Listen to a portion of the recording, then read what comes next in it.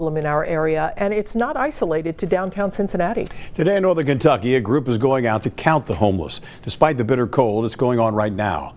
As part of our commitment to fight childhood poverty, Local 12's Megan Mongello shows us why figuring out the exact number of children experiencing homelessness is rather tricky.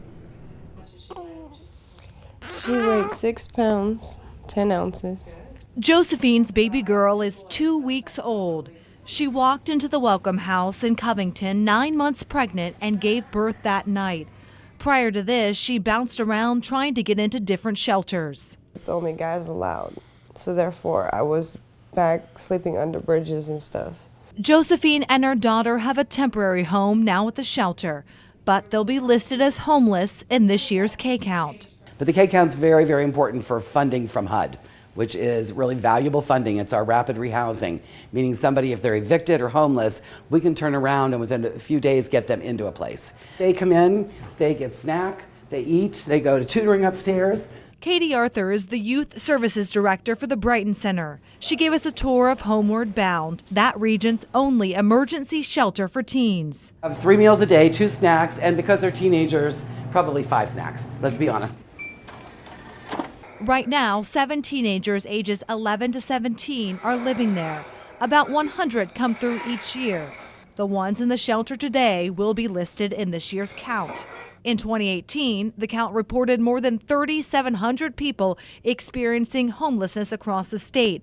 615 were kids under the age of 18. 183 of those youngsters were not with a parent or adult. Katie says those numbers don't include families who are living with friends or relatives. When you look at the schools really count that. They have their own homeless count, and there's about 3,500 kids in the school districts in northern Kentucky that are homeless. That includes people who are coupled up.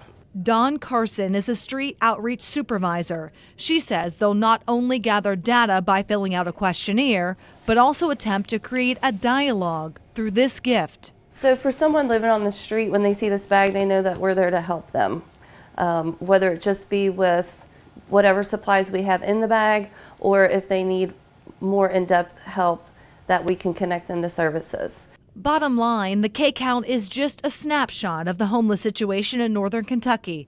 People like Josephine are more than just a number. She didn't ask to come in this world. She didn't ask for none of this. And every time I look at her, and I'm just like blessed from God that she's here. This is a mom and daughter who are trying to break the cycle of poverty. Megan Mongello, Local 12 News.